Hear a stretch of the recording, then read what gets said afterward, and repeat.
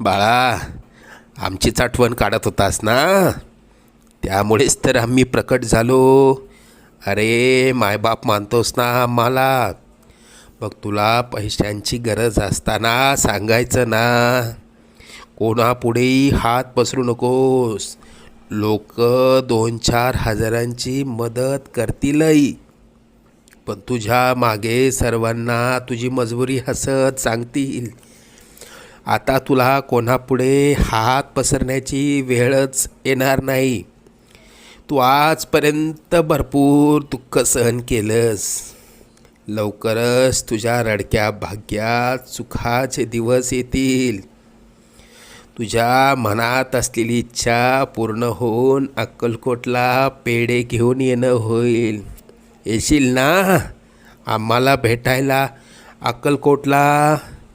सगळं मनात